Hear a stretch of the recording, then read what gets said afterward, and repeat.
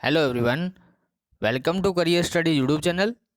आज है 13 मार्च 2022 और 13 मार्च 2022 से करंट अफेयर के जितने भी क्वेश्चन बनेंगे हम इस वीडियो में कवर करेंगे और हर क्वेश्चन से रिलेटेड इंपॉर्टेंट फैक्ट भी मैं आपको बताऊंगा, तो पूरी वीडियो को ध्यान से देखिए।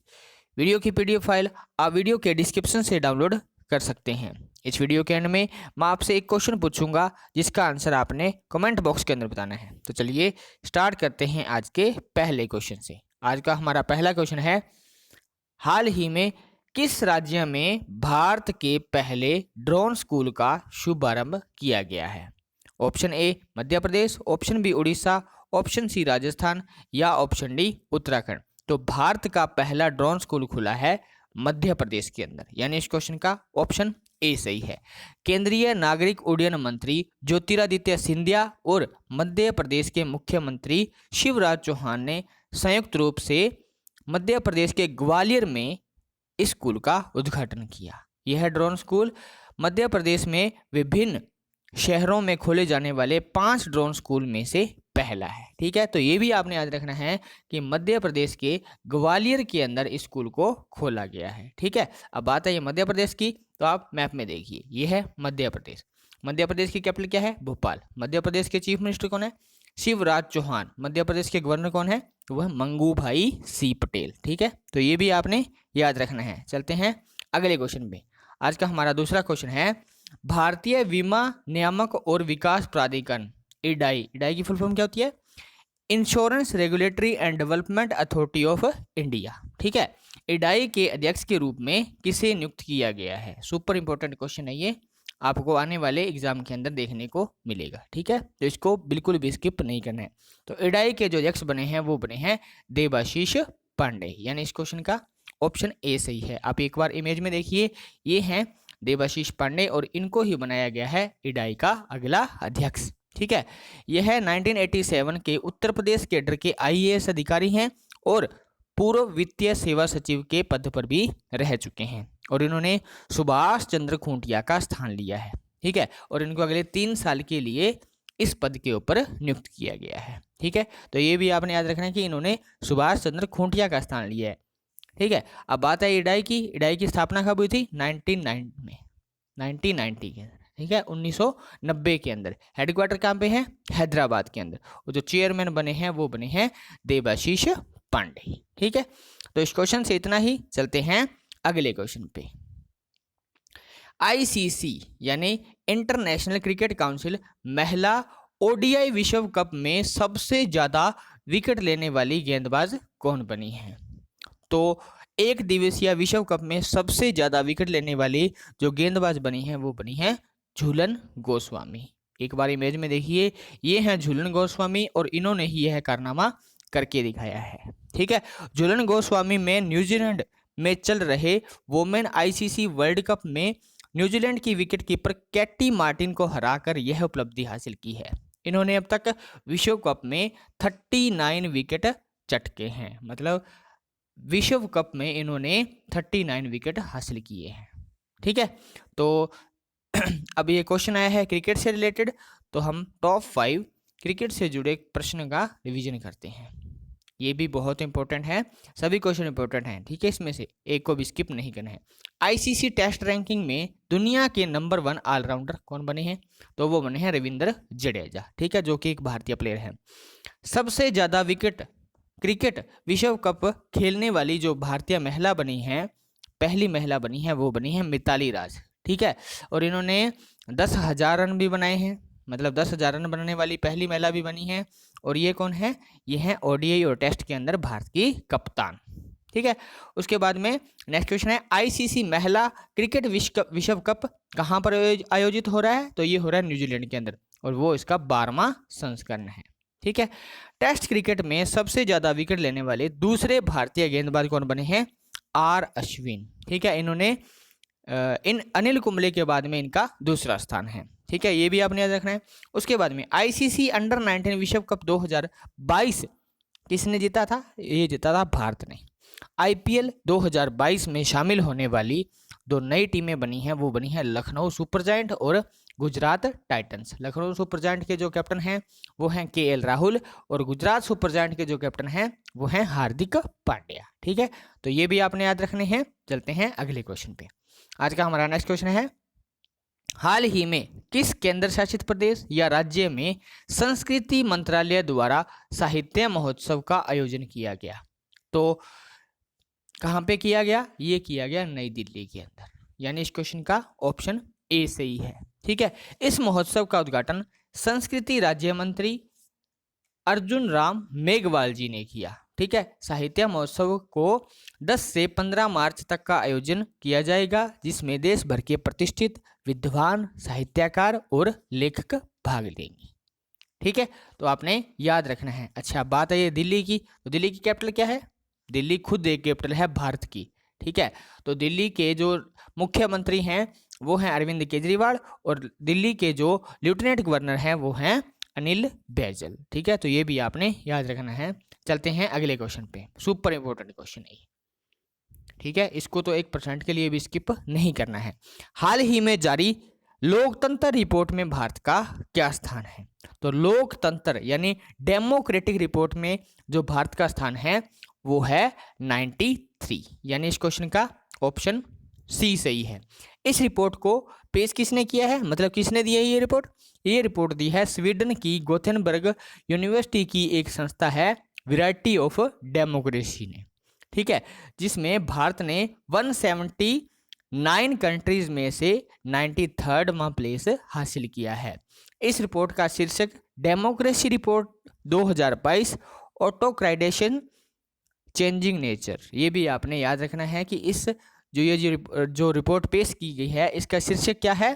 वो है डेमोक्रेसी रिपोर्ट 2022 ऑटोक्रेटिजेशन चेंजिंग नेचर। ठीक है, तो डेमोक्रेटिक रिपोर्ट में जो भारत का स्थान है वो है 93। ठीक है, अच्छा, इसमें पहला स्थान किसका है?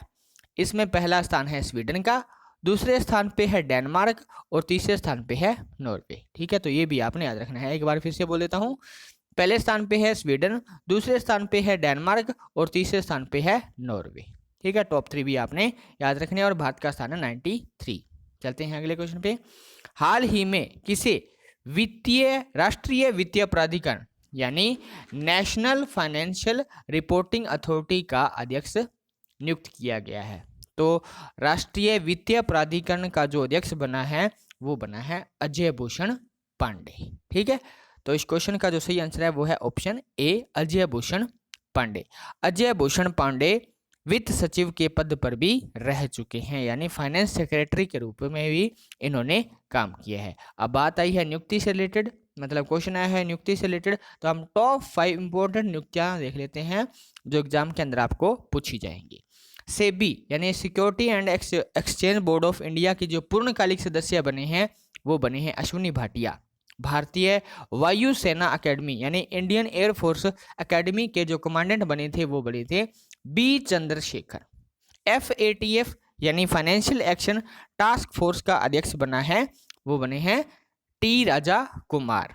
ठीक है, उसके बाद में दूरसंचार विवाद निपटान और अपीलीय प्राधिकरण यानी TDSAT के जो अध्यक्ष बने हैं वो बने हैं DN पटेल। सुपर इंपॉर्टेंट है ये। उसके बाद में हंगरी की जो पहली महिला राष्ट्रपति बनी है वो बनी है कैटलिन नोवाक। ये क्वेश्चन हमने कल किया था। ठीक है, तो सभी इंपॉर्टेंट नियुक्तियां हैं, इनको भी आपने याद रखना है। चलते हैं अगले क्वेश्चन पे। हाल ही में किस राज्य सरकार ने मुख्यमंत्री चा श्रीमी कल्याण प्रकल्प योजना को शुरू किया है? तो मुख्यमंत्री चा श्रीमी कल्याण प्रकल्प योजना को जो शुरू किया है वो किया है त्रिपुरा राज्य ने, यानी इस क्वेश्चन का ऑप्शन बी सही है। मुख्यमंत्री चा श्रीमी कल्याण प्रकल्प योजना चाय के श्रमिकों के लिए एक विशेष प्रकार की योजना है। इस योजना में 85 करोड़ रुपए 7,000 चाय बागान श्रमिकों को उनकी सामाजिक व आर्थिक सुरक्षा के लिए आवंटित किए जाएंगे। ठीक है, अब बात है त्रिपुरा की, तो त्रिपुरा की कैपिटल क्या है? अगरतला। त्रिपुरा के जो मुख्यमंत्री हैं वो कौन है? बिप्लब कुमार देव, और त्रिपुरा के जो गवर्नर हैं वो हैं सत्यदेव नारायण आर्य। ठीक है, तो इस क्वेश्चन से इतना ही। चलते हैं अगले क्वेश्चन पे। हाल ही में भारतीय रेलवे के पहले गति शक्ति कार्गो टर्मिनल को किस राज्य में शुरू किया है? तो भारतीय रेलवे के जो पहले गति शक्ति कार्गो टर्मिनल को शुरू किया गया है वो शुरू किया गया है झारखंड के अंदर, यानी इस क्वेश्चन का ऑप्शन बी सही है। झारखंड के थापर नगर में इस गति शक्ति कार्गो टर्मिनल को शुरू किया गया है। इस टर्मिनल को प्रधानमंत्री नरेंद्र मोदी जी के विजन गति शक्ति और रेलवे मंत्रालय की नीति के अनुरूप मैथन पावर लिमिटेड द्वारा तैयार किया गया है। ठीक है, तो ये भी आपने याद रखना है। ठीक है, उसके बाद में अब बात आई है झारखंड की, तो आप मैप में देखिए, ये है झारखंड। ठीक है, झारखंड, झारखंड की कैपिटल क्या है? रांची। झारखंड के मुख्यमंत्री कौन है?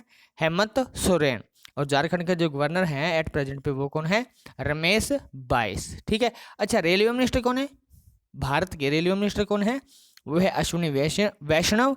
और रेलवे बोर्ड के जो चेयरमैन और सीईओ हैं वो हैं VK त्रिपाठी। तो ये एक्स्ट्रा फैक्ट भी आपने याद रखने हैं। चलते हैं अगले क्वेश्चन पे। हाल ही में कितने भारतीय हवाई अड्डों को एयरपोर्ट काउंसिल इंटरनेशनल यानी ACI की ASQ अवार्ड 2021 में जगह मिली है? तो वो कितने भारतीय अड्डे हैं? वो भारतीय अड्डे हैं यानी एयरपोर्ट हैं वो हैं 6। ठीक है, अच्छा ये कौन कौन से हैं? एक बार इनको भी देख लेते हैं, कौन कौन से हवाई अड्डे हैं ये हैं छत्रपति शिवाजी महाराज अंतर्राष्ट्रीय एयरपोर्ट जो है वो है मुंबई का, इंदिरा गांधी अंतर्राष्ट्रीय एयरपोर्ट नई दिल्ली, राजीव गांधी अंतर्राष्ट्रीय एयरपोर्ट हैदराबाद, और कोचीन अंतर्राष्ट्रीय एयरपोर्ट कोचीन केरला के अंदर, सरदार वल्लभ भाई पटेल अंतर्राष्ट्रीय एयरपोर्ट अहमदाबाद, और चंडीगढ़ एयरपोर्ट चंडीगढ़। ठीक है, इन 6 एयरपोर्ट को मिला है ACI के ASQ अवार्ड 2021 में जगह। ठीक है, आपने बस इतना याद रखना है कि कौन सा एयरपोर्ट कहाँ पे है। ठीक है, और कितने हैं टोटल जिनको इसमें जगह मिली है, तो वो हैं 6। ठीक है, अब बात आई है एयरपोर्ट काउंसिल इंटरनेशनल की। स्थापना हुई थी 1991 के अंदर, और जो हेडक्वार्टर है ACI का वो है मॉन्ट्रियल कनाडा के अंदर। ठीक है, चलते हैं अगले क्वेश्चन पे। हाल ही में कौन सी company international tennis hall of fame में ओपन की प्रायोजक बनी है? हाल ही में कौन सी company international tennis hall of fame open की प्रायोजक बनी है? तो ये बनी है इन्फोसिस, यानी इस क्वेश्चन का ऑप्शन सी सही है। अच्छा, हमने कल एक क्वेश्चन किया था कि world golf hall of fame में कौन शामिल हुआ है? तो वो हुए हैं USA के मशहूर गोल्फर खिलाड़ी जिनका नाम है टाइगर वुड्स। ठीक है, तो ये भी आपने याद रखना है कि टेनिस हॉल ऑफ फेम में जो प्रायोजक बनी है वो बनी है इन्फोसिस, और हॉल ऑफ फेम में शामिल होने वाले अमेरिका के जो गोल्फर बने हैं वो बने हैं टाइगर वुड्स। ठीक है, ये भी पूछ सकते हैं कि टाइगर वुड्स कहाँ के प्लेयर हैं? तो वो हैं अमेरिका के, और किस खेल से रिलेटेड हैं? तो वो हैं गोल्फ से रिलेटेड। ठीक है, चलते हैं अगले क्वेश्चन पे।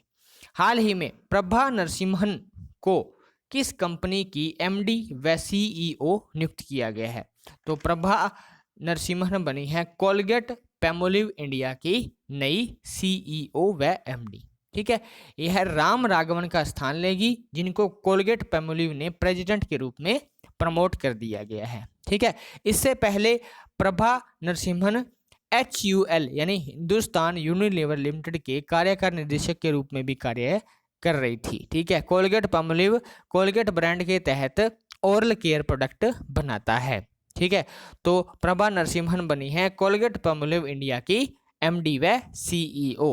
ठीक है, ये भी आपने याद रखना है। चलते हैं अगले क्वेश्चन पे। हाल ही में किस केंद्रीय मंत्री ने MSME यानी micro small and medium enterprises idea hackathon 2022 का शुभारंभ किया? तो MSME आइडिया हैकाथन 2022 का शुभारंभ किया है हमारे देश के मंत्री नारायण राणे ने। ठीक है, नारायण राणे कौन है? अपने देश के केंद्रीय MSME मंत्री हैं। MSME आत्मनिर्भर भारत में एक आवश्यक भूमिका निभाते हैं और इससे उद्यमियों को नए व्यवसाय शुरू करने में भी मदद मिलती है। ठीक है, तो ये आपने याद रखना है कि MSME मंत्री कौन है? वो है नारायण राणे। ठीक है, आपने मुझे एक कमेंट बॉक्स के अंदर एक क्वेश्चन बताना है कि MSME राज्य मंत्री कौन है? मैंने बहुत बार डिस्कस किया इसके बारे में, तो MSME राज्य मंत्री कौन है आप मुझे कमेंट बॉक्स के अंदर बताओ। ठीक है, चलते हैं अगले क्वेश्चन पे। हाल ही में 4 धाम परियोजना समिति के अध्यक्ष के रूप में किसे नियुक्त किया गया है? तो 4 धाम परियोजना जो समिति थी उसके अध्यक्ष रवि चोपड़ा के रिजाइन के बाद में ए के सिकरी, यानी इस क्वेश्चन का ऑप्शन बी सही है, ए के सिकरी को बनाया गया है 4 धाम परियोजना समिति के अध्यक्ष। ठीक है, अब एक बार इमेज में देखिए, ये हैं ए के सिकरी, जस्टिस है, न्यायमूर्ति हैं ये फॉर्मर, और इनको ही बनाया गया है 4 धाम परियोजना समिति का अध्यक्ष। ठीक है, सुप्रीम कोर्ट ने 4 धाम परियोजना के पिछले अध्यक्ष प्रोफेसर रवि चोपड़ा के इस्तीफे के बाद इनको बनाया है अध्यक्ष। ठीक है, 4 धाम परियोजना का। ठीक है, तो ये अपने याद रखना है। चलते हैं अगले क्वेश्चन पे। हाल ही में किस केंद्रीय मंत्री ने role of labour in India development नामक पुस्तक का विमोचन किया है? तो role of labour in India development नामक जो पुस्तक का विमोचन किया है वो किया है भूपेंद्र यादव ने, यानी इस क्वेश्चन का ऑप्शन सी सही है। भूपेंद्र यादव कौन है? भूपेंद्र यादव अपने देश के श्रम, रोजगार और पर्यावरण मंत्री हैं, यानी लेबर और एनवायरनमेंट मिनिस्टर हैं। इस बुक को वीवी गिरी राष्ट्रीय श्रम संस्थान ने प्रकाशित की है। पुस्तक का प्रकाशन आज़ादी का अमृत महोत्सव के आइकॉनिक वीक समारोह का एक हिस्सा थी। ठीक है, इस क्वेश्चन से इतना ही। अब कल वाले क्वेश्चन का आंसर। कल मैंने आपसे पूछा था कि हाल ही में वैश्विक फार्मा प्रमुख ल्यूपिन ने अपना ब्रांड एम्बेसडर किसे नियुक्त किया है? तो ल्यूपिन ने अपना ब्रांड एम्बेसडर नियुक्त किया है मैरी कॉम को। मैरी कॉम 6 बार चैंपियन रह चुकी है। ठीक है, तो चलते हैं आज के क्वेश्चंस पे। दोस्तों, मैं आपको बोलता हूं कि जो भी क्वेश्चन मैं आपको पूछता हूं उसका आंसर आप कमेंट बॉक्स में दिया करो। इससे क्या होता है कि आप मोटिवेट होते हो, आप कॉन्फिडेंट होते हो, और अगर आप किसी क्वेश्चन को या किसी भी चीज़ को एक बार लिख लेते हो तो वो फिर आप कभी नहीं बोलते। ठीक है, इसलिए जितना ज़्यादा नॉलेज हो लिखा करो। ठीक है, इससे आप कॉन्फिडेंट होंगे। आज का हमारा क्वेश्चन है जिसका आंसर आपने कमेंट बॉक्स के अंदर बताना फुल डिटेल के साथ। ISSF विश्व कप 2022 में भारत ने पदक तालिका में कौन सा स्थान हासिल किया?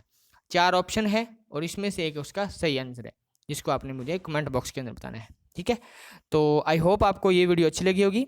अगर अच्छी लगी है तो ज़्यादा से ज़्यादा अपने फ्रेंड सर्कल के अंदर, स्टडी ग्रुप के अंदर शेयर करो, वीडियो को लाइक करो, चैनल को सब्सक्राइब करो। Thank you, thanks for watching.